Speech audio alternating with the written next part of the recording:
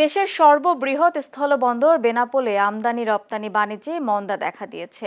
চলতি অর্থবছরের প্রথম 6 মাসে আমদানি কমে যাওয়া, কিছু পণ্যের উপর বাণিজ্যিক নিষেধাজ্ঞা এবং শুল্ক ফাঁকির কারণে বেনাপোল কাস্টমস হাউসে প্রায় 1013 কোটি টাকার রাজস্ব ঘাটতি হয়েছে।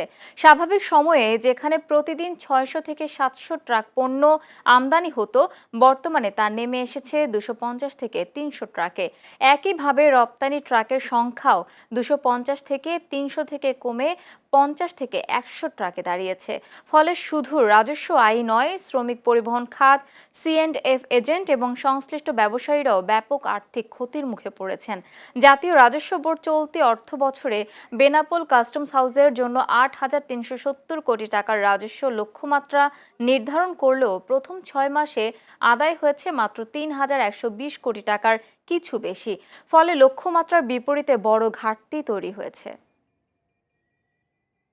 জাতীয় বাজেট উপস্থাপনের পর আজ বাজেট পরবর্তী সংবাদ সম্মেলন করবেন অর্থমন্ত্রী আমির খসরু মাহমুদ চৌধুরী। বেলা 3টায় রাজধানীর ওসমানী স্মৃতি মিলনায়তনে এই সংবাদ সম্মেলন অনুষ্ঠিত হবে। সংবাদ সম্মেলনে অর্থমন্ত্রী বাজেটের নানা দিক, সরকারের অগ্রাধিকার এবং অর্থনৈতিক চ্যালেঞ্জ মোকাবিলার কৌশলগুলো গণমাধ্যমের সামনে তুলে ধরবেন।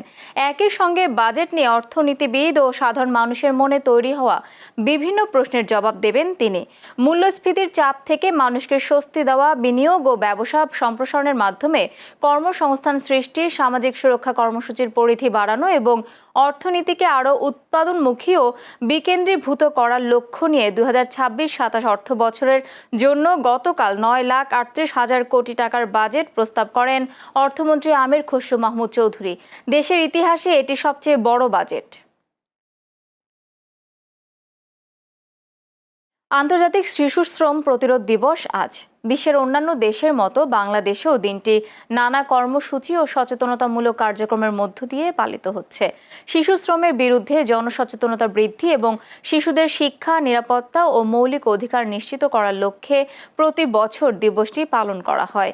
এ উপলক্ষে বিভিন্ন সরকারি ও বেসরকারি প্রতিষ্ঠান, শ্রমিক সংগঠন, উন্নয়ন সহযোগী সংস্থা এবং শিশু অধিকার নিয়ে কাজ করা সংগঠনগুলো আলোচনা সভা, র্যালি, সেমিনার ও সচেতনতামূলক কর্মসূচির আয়োজন করেছে। আন্তর্জাতিক শ্রম সংস্থার প্রতিবেদন অনুযায়ী বিশ্বজুড়ে বর্তমানে প্রায় 13 কোটি 80 লাখ শিশু বিভিন্ন ধরনের শ্রমে নিয়োজিত রয়েছে।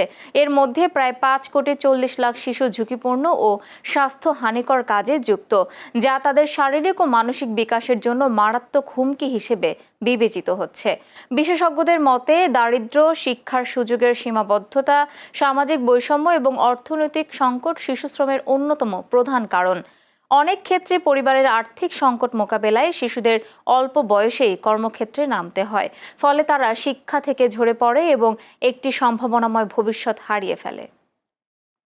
বাজেটে বড় আকাঙ্ক্ষার প্রতিফলন ঘটেছে বলে মনে করছে সিপিডি। তবে এ বাজেট বাস্তবায়নে সবচেয়ে বড় চ্যালেঞ্জ হবে বলে মন্তব্য করেছে গবেষণা সংস্থাটি। সিপিডি বলছে, প্রশাসনের আধুনিকায়ন, অটোমেশন ও কাঠামোগত সংস্কার ছাড়া রাজস্ব আহরণের লক্ষ্যমাত্রা অর্জন কঠিন হবে। আজ বাজেট পরবর্তী প্রতিক্রিয়ায় এসব কথা বলেন সংস্থাটির নির্বাহী পরিচালক ডক্টর ফাহমিদা খাতুন। তিনি বলেন, উন্নয়ন বাজেটে থোক বরাদ্দ উল্লেখযোগ্যভাবে বেড়েছে। তবে ব্যয়ের ক্ষেত্রে জবাবদিহিতা ও স্বচ্ছতা নিশ্চিত না হলে কাঙ্ক্ষিত ফল পাওয়া যাবে না। একই সঙ্গে ব্যাংক ব্যবস্থা থেকে সরকারের ঋণ গ্রহণ বাড়লে বেসরকারি খাতে বিনিয়োগ কমে যেতে পারে বলেও সতর্ক করা হয়েছে। বিদেশি ঋণের প্রসঙ্গ টেনে ডক্টর ফাহমিদা খাতুন বলেন, স্বচ্ছতা ও সুশাসনের সঙ্গে বিদেশি ঋণ ব্যবহার করা না গেলে ভবিষ্যতে ঋণ পরিশোধের চাপ আরও বাড়বে। সামষ্টিক অর্থনীতির অবস্থায় দেখবেন যে প্রায় সবগুলি সূচকই কিন্তু চাপের মুখে, নিম্নমুখী অবস্থায় রয়েছে, যার কারণে আমরা বলছি যে সামষ্টিক অর্থনীতি দুর্বল অবস্থায় রয়েছে। শুধুমাত্র আমরা দেখছি যে এখানে বৈদেশিক মুদ্রার অবস্থাটা গ্র্যাজুয়ালি ধীরে ধীরে এটা বাড়ছে, অন্যান্য সূচকগুলোতে তেমন একটা উন্নতি দেখা যাচ্ছে না। প্রস্তাবিত বাজেটকে দেশের ইতিহাসের সবচেয়ে বড় ঘাটতির বাজেট হিসেবে উল্লেখ করে তা পুনর্বিবেচনার আহ্বান জানিয়েছেন জামায়াতে ইসলামীর সেক্রেটারি জেনারেল মিয়া গোলাম পরওয়ার। রাজধানীতে দলটির কেন্দ্রীয় কার্যালয়ে আয়োজিত এক সংবাদ সম্মেলনে তিনি বলেন, এবারের বাজেট অতিমাত্রায় ব্যাংক ঋণ ও বিদেশি ঋণের উপর নির্ভরশীল, যা অর্থনীতিতে দীর্ঘমেয়াদে ঝুঁকি তৈরি করতে পারে। একই সঙ্গে কর কাঠামোর মাধ্যমে সাধারণ মানুষের ওপর অতিরিক্ত চাপ সৃষ্টি করা হয়েছে বলেও তিনি অভিযোগ করেন। তিনি আরও বলেন, বাজেটের রাজস্ব আহরণের কোনো বাস্তবসম্মত ও কার্যকর পরিকল্পনা নেই, ফলে দুর্নীতি ও লুটপাটের সুযোগ বাড়বে। তার মতে, দুর্নীতিমুক্ত ও স্বনির্ভর অর্থনীতি গঠনের কোনো স্পষ্ট রূপরেখা বাজেটে নেই, যা ভবিষ্যৎ অর্থনৈতিক স্থিতিশীলতার জন্য উদ্বেগজনক। পাশাপাশি ব্যাংকিং খাতে অনিয়ম ও ঋণ নির্ভরতা অব্যাহত থাকলে তা পুরো অর্থনীতির উপর নেতিবাচক প্রভাব ফেলবে বলেও তিনি সতর্ক করেন। জুলাই সনদের ভিত্তিতে গণভোটের রায় বাস্তবায়ন না হওয়ার কারণে এই বাজেট বাস্তবায়নে যে কী পরিমাণ দুর্নীতি হবে, দলীয় কর্মীদের মধ্যে টাকা ভাগবটা লুটপাটের একটা আয়োজন হিসেবে এই বাজেট কিন্তু পরিগণিত হবে। গণবিরোধী এই বাজেটের তীব্র নিন্দা জ্ঞাপন করছি। এই বাজেট প্রণয়নে কোনো ধরনের হটকারিতা জনগণ মেনে নেবে না। তাই অতি সত্বর অবাস্তবায়নযোগ্য, উচ্চাভিলাষী ও লুটপাটের সহায়ক বাজেট সংশোধন করে বিনিয়োগ বান্ধব জনকল্যাণমূলক বাজেট প্রণয়নের জন্য আমরা জামাত ইসলামীর পক্ষ থেকে আজকের এই সাংবাদিক সম্মেলনে জোর দাবি জানাচ্ছি। যশোরের বেনাপোলে বাংলা টিভির প্রতিনিধি সাংবাদিক আরিফুল ইসলাম সেন্টুর উপর হামলা ও হত্যা চেষ্টার অভিযোগ উঠেছে। বৃহস্পতিবার উপজেলার কাগজপুকুর বাজার মোড়ে এ ঘটনা ঘটে। এ ঘটনায় বেনাপোল পোর্ট থানায় একটি মামলা দায়ের করা হয়েছে। আহত সাংবাদিক আরিফুল ইসলাম সেন্টু জানান, প্রতিদিনের মতো সংবাদ সংগ্রহের উদ্দেশ্যে তিনি বাসা থেকে 7টার দিকে রওনা হন। কাগজপুকুর বাজার মোড়ে ঝন্টুর নেতৃত্বে 5 থেকে 7 জনের একটি দল তার মোটরসাইকেলের গতিরোধ করে। পরে তারা রড সহ দেশীয় অস্ত্র নিয়ে তার উপর এলোপাতাড়ি হামলা চালায়। বেনাপোল পোর্ট থানার ভারপ্রাপ্ত কর্মকর্তা আশরাফ আলী জানান, এ ঘটনায় একটি মামলা দায়ের হয়েছে এবং অভিযুক্তদের গ্রেফতারে পুলিশের অভিযান অব্যাহত রয়েছে। মাদারীপুরের ডাসার উপজেলার গোপালপুর ইউনিয়নের পশ্চিম পুয়ালী এলাকায় মাদক বিক্রি ও সেবনের বিরুদ্ধে অবস্থান নেওয়ায় জাহিদুল হাসান স্থানীয় যুবকদের বিরুদ্ধে হয়রানিমূলক মামলা দায়েরের প্রতিবাদে মানববন্ধন ও প্রতিবাদ সভা অনুষ্ঠিত হয়েছে। বৃহস্পতিবার বিকেলে উপজেলার ভুরঘাটা শশীকর সড়কের কাছেরপুল বাজারে মানববন্ধন ও প্রতিবাদ সভারও আয়োজন করা হয়। এদিকে সাতক্ষীরার দেবহাটায় মৎস্য ঘেরের মাছ চুরি এবং চাঁদাবাজির সাথে জড়িতদের গ্রেফতারের দাবিতে মানববন্ধন অনুষ্ঠিত হয়েছে। বৃহস্পতিবার বিকেলে দেবহাটা উপজেলার মৎস্য ঘের ব্যবসায়ী এবং জনগণের আয়োজনে বড়সান্তা প্রাইমারি স্কুল সংলগ্ন সড়কে মানববন্ধন অনুষ্ঠিত হয়। ঢাকা জেলা পুলিশের নিয়মিত কার্যক্রম ও বিশেষ অভিযানে চলতি মাসের প্রথম 11 দিনে জেলায় ব্যাপক অভিযান পরিচালনা করা হয়েছে। এ সময় জেলার বিভিন্ন থানা ও গোয়েন্দা ইউনিট মিলিয়ে মোট 1008 জনকে আটক করা হয়েছে। বৃহস্পতিবার সন্ধ্যায় সাভার মডেল থানায় আয়োজিত প্রেস ব্রিফিংয়ে সব তথ্য জানান ঢাকা জেলা পুলিশ সুপার শামীমা পারভিন। তিনি জানান, 8 থেকে 11 জুন পর্যন্ত পরিচালিত বিশেষ অভিযানে গ্রেফতার করা হয়েছে 505 জনকে। অভিযানে নিষিদ্ধ সংগঠনের 120 সদস্য গ্রেফতার হয়েছে, যার মধ্যে 61 জন বিশেষ অভিযানে আটক। মাদক বিরোধী অভিযানে 165 মামলায় 239 জনকে, এছাড়া অস্ত্র উদ্ধারে পৃথক মামলায় 9 জনকে গ্রেফতার করা হয়েছে। গ্রেফতারি পরোয়ানা মূলে 221 জন আটক, চাঁদাবাজির ঘটনায় 20 জন এবং নিয়মিত মামলায় আরও 399 জনকে গ্রেফতার করা হয়েছে। নওগাঁ জেলা পুলিশের অভিযানে ঢাকা থেকে গ্রেফতার হয়েছে ভয়ঙ্কর সাইকো সিরিয়াল অপরাধী গোলাম মোর্শেদ। বৃহস্পতিবার রাতে জেলা পুলিশ সুপারের সম্মেলন কক্ষে জেলা পুলিশ সুপার তারেকুল ইসলাম সংবাদ সম্মেলনে তিনি বলেন, গত কয়েক মাসে নওগাঁর ধামির হাট, বদলগাছি ও পত্নীতলা সহ বিভিন্ন এলাকায় বাড়িতে ঢুকে নারীদের উপর হামলার ঘটনায় জড়িত ছিল গোলাম মোর্শেদ। এসব ঘটনায় একজন নিহত এবং বেশ কয়েকজন গুরুতর আহত হন। এছাড়া জয়পুরহাট ও চাঁপাইনবাবগঞ্জ জেলায় আরও 2 জন মহিলা তার হামলায় নিহত হয়। নওগাঁর বদলগাছি থানার মামলায় জেলা পুলিশের বিশেষ টিম তথ্য প্রযুক্তি ও গোয়েন্দা তৎপরতার মাধ্যমে তাকে শনাক্ত করে। পরে গাজীপুরের শরীফপুর কোনাপাড়া এলাকা থেকে অভিযান চালিয়ে তাকে গ্রেফতার করা হয়।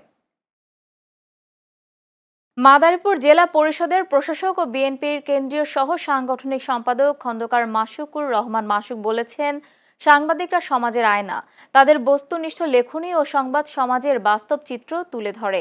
বৃহস্পতিবার বিকেলে মাদারীপুর জেলা পরিষদ আয়োজিত জেলা পরিষদ সভাকক্ষে জেলার বিভিন্ন প্রিন্ট ও ইলেকট্রনিক মিডিয়ায় কর্মরত সাংবাদিকদের সঙ্গে মতবিনিময় সভায় প্রধান অতিথির বক্তব্যে তিনি এসব কথা বলেন। সভায় জেলার বিভিন্ন গণমাধ্যমের সাংবাদিকরা উপস্থিত ছিলেন। মতবিনিময় সভায় সাংবাদিকতা পেশার চ্যালেঞ্জ, গণমাধ্যমের স্বাধীনতা এবং স্থানীয় উন্নয়ন কর্মকাণ্ডে সংবাদ মাধ্যমের ভূমিকা নিয়েও আলোচনা করা হয়। মাওলানা ভাসানীর স্মৃতি বিজড়িত টাঙ্গাইলের ঐতিহ্যবাহী ভাসানী হলের রক্ষণাবেক্ষণ ও সংস্কারের দায়িত্ব এখন সরকারের বলে জানিয়েছেন প্রাণী সম্পদ প্রতিমন্ত্রী সুলতান সালাউদ্দিন টুকু।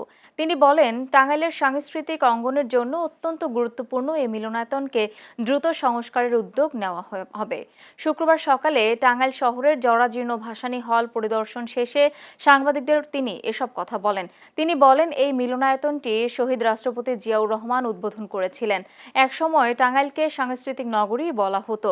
এ সময় গণপূর্ত বিভাগের প্রধান প্রকৌশলী খালেকুজ্জামান চৌধুরী ও জেলা বিএনপির সভাপতি হাসানুজ্জামিল শাহিন সহ অন্যান্যরা উপস্থিত ছিলেন।